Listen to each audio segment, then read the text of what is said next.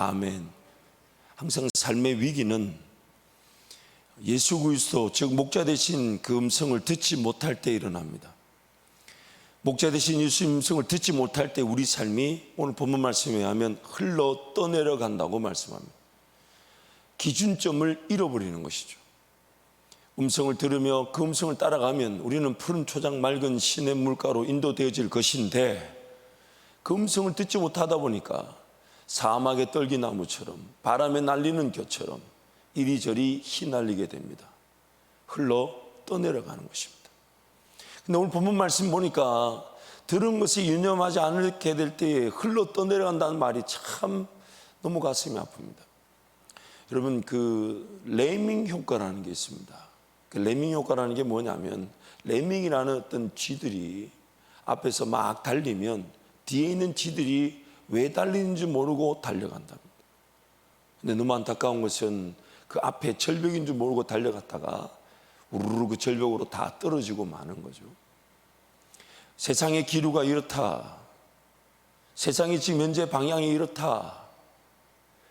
물론 그 방향이 하나님이 인도하시는 방향일 수 있습니다. 물론 그 방향이 하나님 그분이 영광을 받으시는 방향일 수 있으나, 만약 그렇지 않다면 우리는 오늘 흘러 떠내려갈 수가 있습니다. 방향을 잃어버리고 기준을 잃어버리고 무엇이 더 중요한지를 놓쳐버린 채 흘러 떠내려갈 수 있습니다. 로마서 우리 8장 말씀 한번 찾아볼까요? 로마서 8장 18절부터 28절 말씀까지. 로마서 8장 18절부터 28절 한 절씩 교독하겠습니다. 생각하건대 현재의 고난은 장차 우리에게 나타날 영광과 비교할 수 없도다.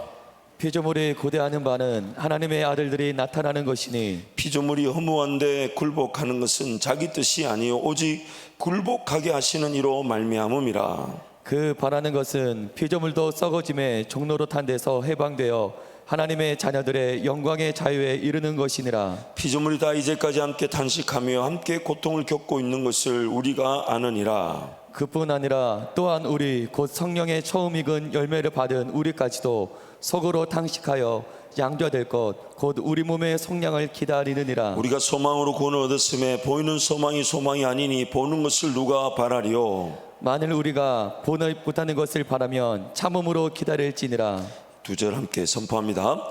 이와 같이 성령도 우리의 연약함을 도우시나니 우리는 마땅히 기도할 바를 알지 못하나 오직 성령이 말할 수 없는 탄식으로 우리를 위하여 친히 간구하시느니라.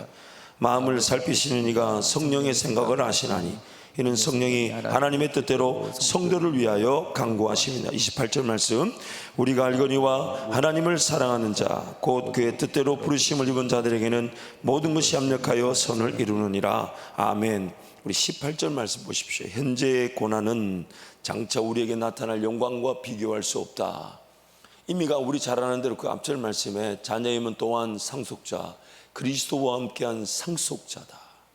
그래서 그리스도의 고난에 우리가 함께 참여하며 그 그리스도의 고난에 참여한 성도들이 그 부활의 영광을 맛보게 될 것이다. 그러면서 19절 말씀 보십시오. 피조물이 고대하는 바는 하나님의 아들들이 나타난다. 여기서 말하는 이 내용의 요지가 이것입니다. 고난을 받는 이유가 무엇이냐? 즉 우리의 영적 형편으로 말미암아 하나님의 뜻을 깨달아야 되는데 깨달을 줄 모르는 우리의 영적 형편이 고난을 만들어내기도 하지만 또한 지음을 받은 세상이 하나님의 인도하심에 따라 하나님 그분의 은혜를 누려야 되는데 그 세상이 하나님의 은혜와 인도하심을 누릴 줄을 모른다는 것입니다. 그래서 오늘 저와 여러분은 예수 그리스도와 함께 고난을 받고 예수 그리스도와 함께 죽음에 처해서 그러나 다시 살려주시는 그 은혜를 누리게 될 때 저와 여러분의 새 생명의 가치는 단지 저와 여러분의 삶만 살아나는 것이 아니라 세상이 그토록 그리워하는 하나님의 아들들로 나타나게 되는 것이죠. 우리가 구원을 받고 이 땅에 남겨진 이유가 무엇입니까? 나 한 사람 구원을 받은 것은 지금 천국 문이 열리고 나를 데려가시면 되는 충분한 사건입니다. 이미 이루어진 일이에요. 그러나 이 땅에 구원을 받았는데 하나님의 자녀가 되었고 예수 그리스도를 말미암아 모든 것이 다 이루어졌는데 왜 남겨져 있습니까? 왜 남아 있습니까? 그것은 구원을 받은 그 감격과 기쁨은 세상이 맛보지 못한 것이며, 또한 우리가 구원의 감격과 기쁨을 맛보게 될 때에 세상이 우리를 통해 하나님의 아들들이 나타나는 것을 보게 된다는 것입니다. 저와 여러분이 세상이 그토록 바라는 하나님의 희망인 것입니다. 저와 여러분들이 세상이 그토록 고대하고 기다리는 하나님의 아들들인 것입니다. 그러면서 이렇게 합니다. 20절 말씀 보니까 피조물이 허무한데 굴복하는 것은 자기 뜻이 아니요 오직 굴복하게 하시는 이로 말미암는다. 세상은 죄로 말미암아 타락했습니다. 그러나 그 죄의 대가인 죽음도 분명히 하나님이 명시하셨던 말씀이었습니다.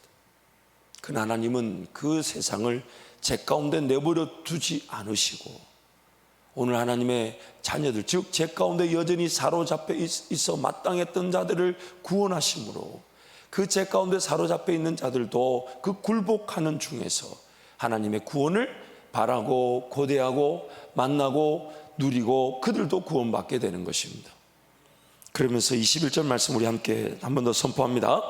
그 바라는 것은 피조물도 썩어짐의 종로로 난 데 해방되어 하나님의 자녀들의 영광의 자유에 이르는 것이다. 오늘 저와 여러분 구원받기 이전에 우리의 상태, 그리고 지금 세상은 그 썩어짐의 자리에서 종로로 타고 있습니다. 히브리서 말씀에 의하면 기준을 상실한 채 흘러 떠내려가는 것입니다. 따라야 될 것이 무엇인지 모른 채 흘러 떠내려가고 있는 중입니다. 그래서 22절 말씀 보십시오. 피조물이 다 이제까지 함께 단식하며 함께 고통을 겪고 있는 것을 우리가 안다. 저와 여러분이 잘 알죠? 구원받기 이전의 삶만 봐도, 세상의 삶만 봐도 무엇이 고통이며 무엇이 단식이었는지를 압니다. 또한 우리는 구원을 받았지만 지금 우리의 영적 상태도 그 단식과 고통이 무엇인지를 충분히 알고 있습니다. 그래서 이제 그 그리스도와 함께한 상속자들, 즉 그리스도의 고난에 동참하며 또한 그리스도 그 목자 되신 예수님 음성을 따르는 자들이 그 썩어짐의 종로로 타며 그 추구하는, 그래서 하나님의 아들들을 기다리는 세상의 빛과 소금의 역할로 그들을 주님께로 인도하게 되는 것입니다. 또한 23절 보니까 그뿐 아니라 또한 우리 곧 성령의 처음 익은 열매를 받은 우리까지도 속으로 단식하여 양자될 것 곧 우리 몸의 속량을 기다리느니라. 세상만 하나님의 아들들을 고대하며 기다리는 것뿐만 아니라 구원을 받은 저와 여러분도 제 지배 상태에서 성령의 속량케 하심, 인도하심, 구원하심, 그것을 우리는 여전히 기다리고 있습니다. 그러나 감사한 것은 우리가 그 맛본 그 사랑을, 맛본 그 인도하심을, 맛본 그 능력을 맛보지 못한 자들에게 전하게 되면서 그들도 우리를 통해 하나님의 아들들을 보게 되며 우리도 여전히 더 성숙해질 수 있고 더 잘할 수 있고 더 주님을 닮아갈 수 있는, 더 주님을 바라보는 자들로 세워지게 되는 것입니다. 그래서 24절 보니까 우리가 소망으로 구원을 얻었음에 보이는 소망이 소망이 아니니 보는 것을 누가 바라리요. 만일 우리가 보지 못하는 것을 바라면 참음으로 기다릴지니라. 인내하며 우리부터 주님을 바라보게 될 때 주님께서는 우리를 통해 하나님의 아들들이 누군지를 세상에 자랑하시고, 또한 우리는 아무것도 한 게 없는데 받은 은혜를 그저 고백할 수밖에 없었고 나눌 수밖에 없었고, 여전히 우리도 몸의 속량, 즉 여전히 죄 가운데 빠져있는 우리도 구원이 필요하고 은혜가 필요하고 능력이 필요하고 더 놀라운 하나님의 인도하심이 필요한 것인데, 하나님은 그런 가운데 세상에게 우리를 하나님의 아들들이라 소개하시며 그들이 그 썩어짐의 종로로 난절에서 해방되어 우리처럼 주님을 따르며 주님을 섬기는 자리로 이끌어지게 하시더라는 것입니다. 여전히 우리도 은혜가 필요한데 우리보다 은혜가 더 필요한 자들에게 그 은혜를 전하는 통로로 써주신다는 거예요. 그러면서 이렇게 26절 말씀, 그 유명한 말씀이죠. 26, 27절 함께 선포합니다. 이와 같이 성령도 우리의 연약함을 도우시나니 우리는 마땅히 기도할 바를 알지 못하나 오직 성령이 말할 수 없는 탄식으로 우리를 위하여 친히 간구하시느니라. 마음을 살피시는 이가 성령의 생각을 아시나니 이는 성령이 하나님의 뜻대로 성도를 위하여 간구하시느니라. 오늘 우리가 받은 은혜는 하나님의 아들들로 세상에 소개되어지지만 우리가 뭔가 가지고 있는 것을 소개한다기보다는 성령께서 우리 안에 계셔서 목자 되신 예수님의 음성이 들려지도록 인도해 주시고, 심지어 무엇을 기도해야 될지, 어떻게 기도해야 될지조차 모르는 우리 인생에게 친히 우리를 위해 간구해 주신다는 것. 그래서 어쩌면 빌립보서 2장 말씀에 마음의 소원을 두고 행하신다는 것이 성령의 그 간구가 우리에게 깨달아지고 들려지는 것이라 여겨질 수 있습니다. 우리가 기도할 때마다 여러분 어떻게 기도합니까? 우리 결국 기도의 그 종착점이 무엇이냐면 막 기도하다가도 이렇게 기도하죠. 하나님, 내 뜻대로 마시고 아버지 하나님의 뜻대로 제가 깨닫게 하시고 기도하게 하시고 이루어지게 해주십시오. 결국 우리의 모든 내용은 내 안에서 내가 어떻게 기도해야 되며 무엇을 기도해야 될지 모르는 나를 위해 성령이 강구하시는 기도의 내용을 내가 깨닫는 것이죠. 그때 우리 기도하는 우리부터 행복하죠. 아, 하나님 그렇게 기도하면 좋겠네요. 그게 더 놀라운 기도 제목이네요. 하나님 그것이 더 행복하겠습니다. 야, 그거 이루어지면 좋겠습니다. 나부터 그런 것들을 깨닫고 기도할 수 있다는 게 너무 감사합니다. 하나님 좋습니다. 그러면서 기도하는 우리부터 기도의 자리에 달려나올 때마다 기대치가 있죠.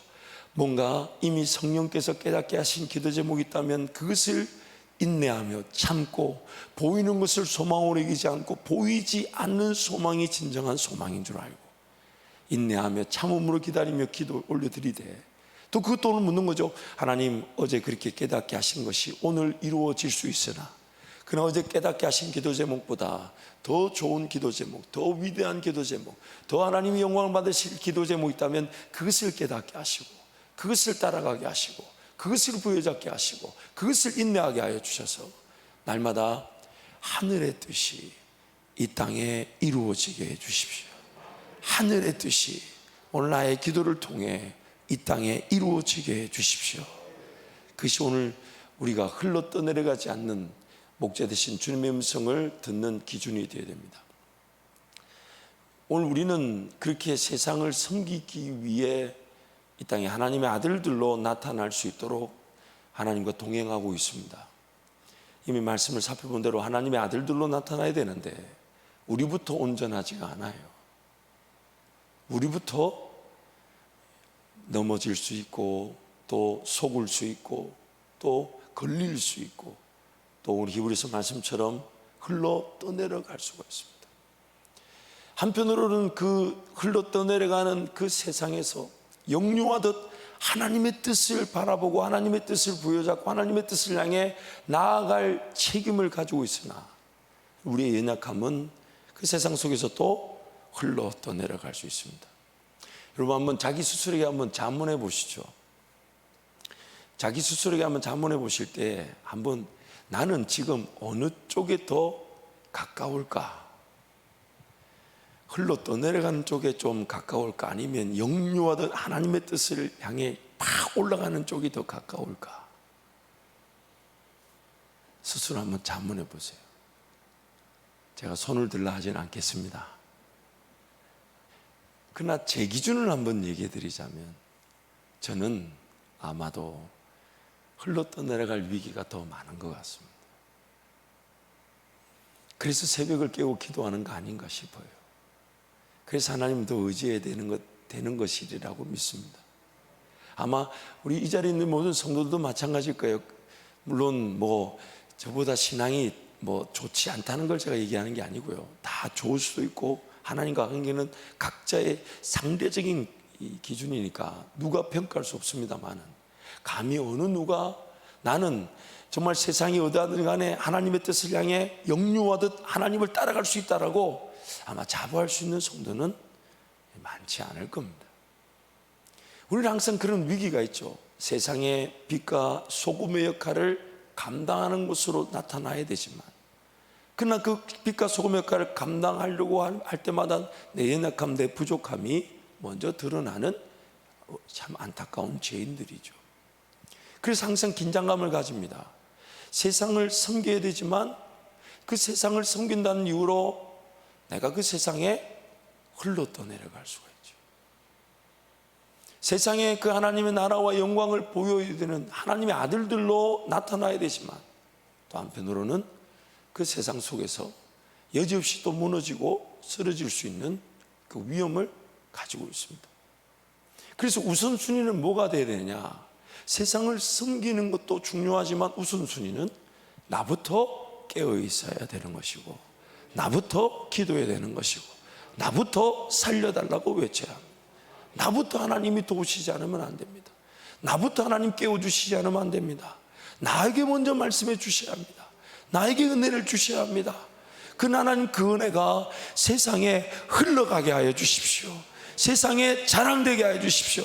세상에 그 흘러떠내가는 사람들에게 빛과 소금의 역할을 감당하고 표대이신 예수 그리스도를 향하여 예수 그리스도를 가르쳐 줄 수 있는 제가 그런 방향타가 되게 해 주십시오. 예수 그리스도께로 인도하는 그런 자가 되게 해 주십시오.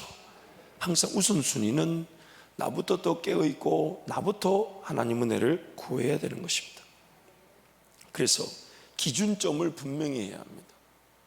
나는 오늘 그 기준, 즉 세상을 섬겨야 하지만 그러나 나부터 깨어있고 은혜를 누리지 않으면 안 된다. 그래서 예배를 더 사모하고 기도의 자리를 더 사모하고 말씀의 자리를 더 사모하는 그 기준은 분명히 합니다. 분명히 세상을 섬겨야 되지만 나부터 하나님 앞에 깨어 기도하지 않으면 안 된다, 이거. 세상을 배려하고 세상을 기다려주고 세상을 품어야 되나? 그러나 내 신앙이 위협을 당한다면, 세상을 섬겨야 되지만 우리의 신앙조차 지키기가 어렵다면, 그러면 세상을 섬기는 일은 잠깐 내려놓고 나부터 하나님 앞에 달려나와 은혜를 구하고 나부터 하나님 살려주시기를, 나부터 지켜주시기를, 나부터 은혜를 주시기를, 그것이 오늘 우리의 그런 분명한 기준이 되는 것이죠. 물론 그 기준은 완벽한 기준이라고 말할 수 있는 건 없습니다. 이럴 때 정말 이렇게 이게 맞는가? 그래서 기도하는 거죠. 긴장감을 가지고 지금 세상을 섬겨야 될 텐데 내 신앙 지키는 데만 빠져 있는 것은 아닌가? 지금 내 신앙부터 하나님 앞에 바로 세워야 될 텐데 세상을 섬기려고 덤성덤성 그렇게 에너지가 없는 상태에 뛰어드는 건 아닌가? 완벽하게 그런 이럴 때다 저럴 때라고 말할 수 있는 때는 없어요. 항상 은혜를 구해야 돼요. 항상.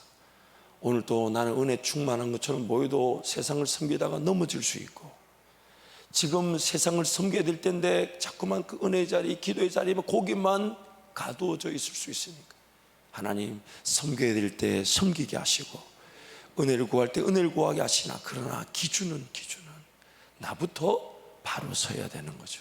나부터. 신앙을 기초로 한 세상의 섬김인가, 아니면 세상을 섬긴다는 이유로 내 신앙이 흔들리는 것은 아닌가.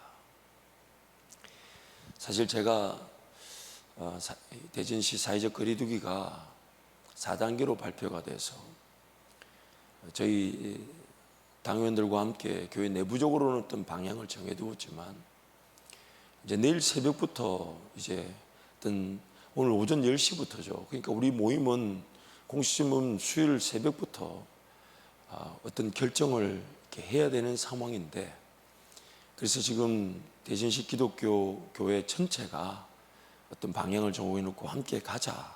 그래서 아마 오늘이나 내일 중으로는 최소한 어떤 방향이 정해지게 될 것입니다. 근데 제가 이런 얘기를 드린 이유가 뭐냐면, 현재 우리 교회 상황이 또한 우리나라 상황이, 우리가 정말 세상을 섬기기 위해 그동안 배려해 왔지만, 근데 그 세상의 기준이 우리의 신앙을 위협한다면 이걸 어떻게 해야 되나? 어떻게 해야 되나?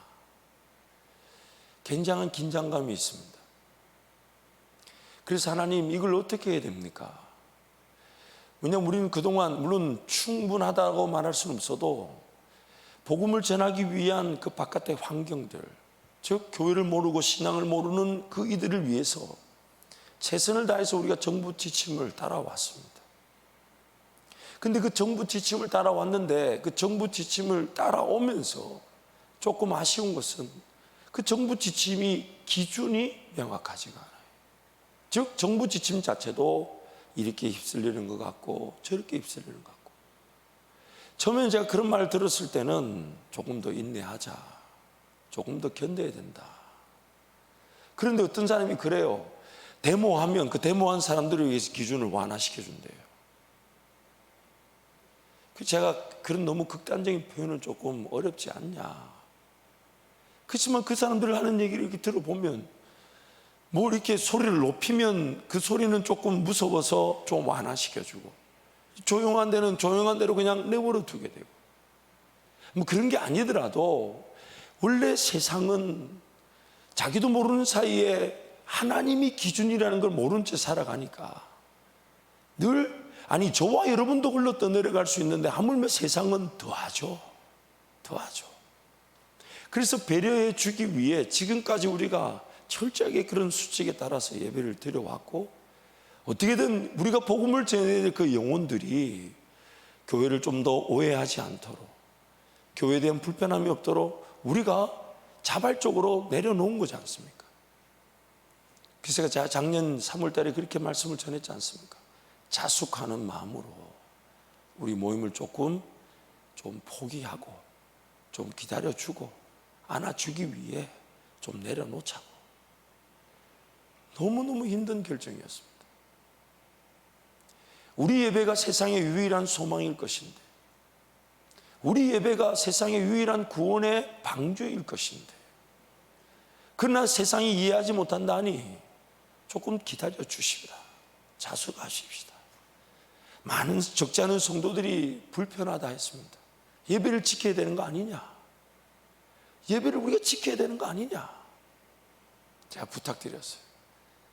세상이 우리 예배를 이해하지 못하니까 좀 기다려 주시죠. 우리가 조금 자숙하죠. 우리가 좀 자중하죠.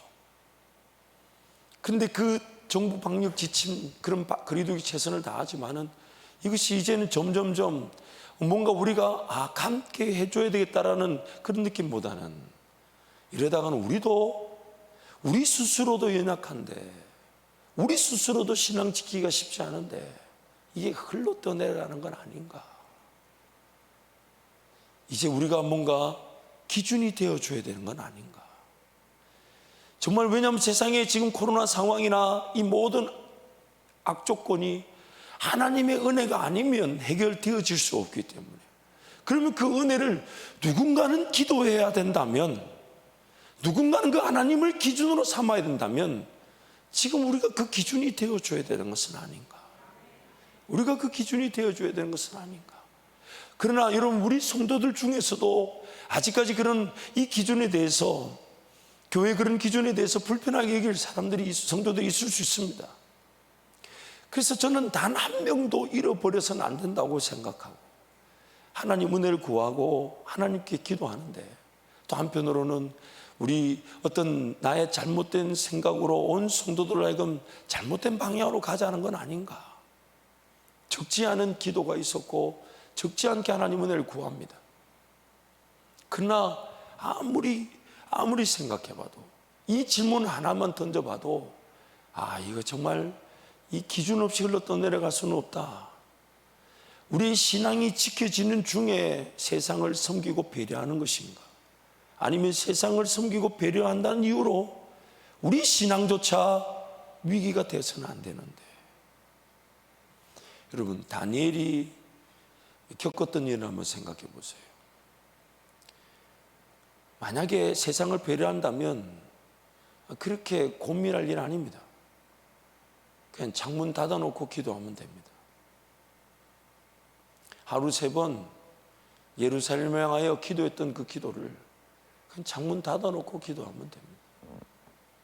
근데 다니엘은 그러지 않았다는 거예요. 뭐 때문에 그랬을까요?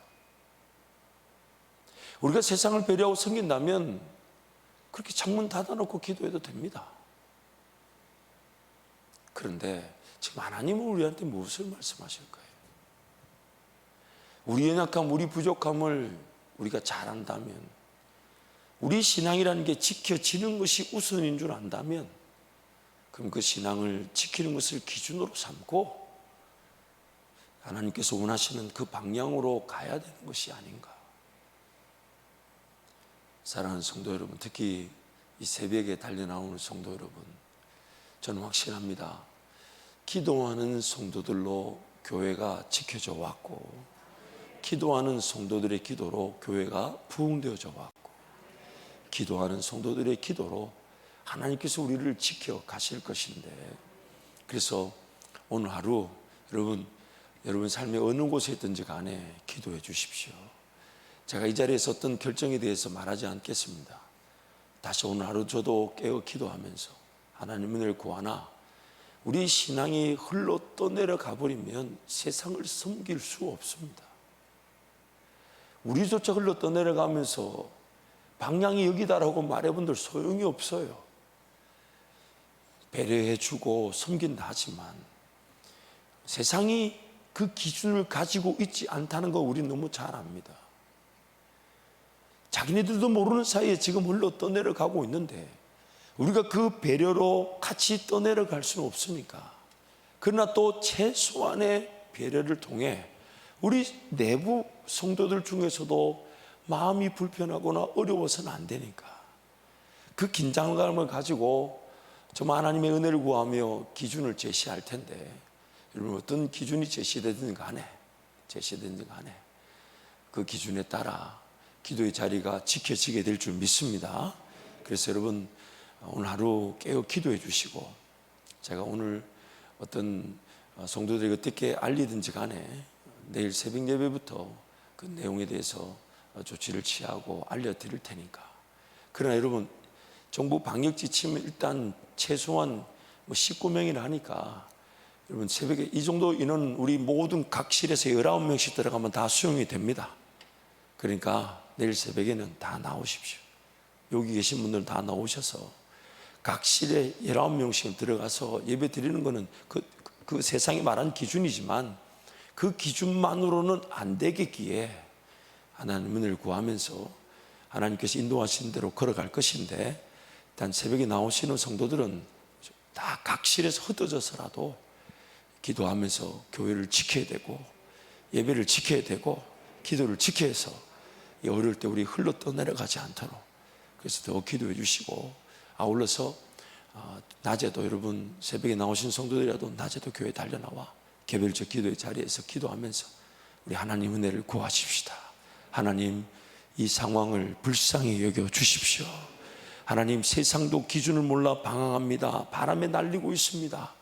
그렇게 흘러 떠내려가고 있습니다. 배려한다는 우리도 흘러 떠내려가지 않게 하여 주시고, 교회가 깨어 기도함으로 어떤 방향에서든 주님을 바라보게 하시고 주님을 따르게 하시고 주님을 섬기게 하셔서 정말 하나님 이럴 때일수록 깨어 기도함으로 걸러지거나 걸러 넘어지는 것이 아니라 깨어 기도한 성도와 교회가 주님을 따르는 방향에서 갈 바를 알지 못하는 그 세상과 영혼들에게 주님께로 인도할 수 있는 복된 시간이 되게 해 주옵소서. 이 사람은 통성으로 같이 한번 기도하겠습니다.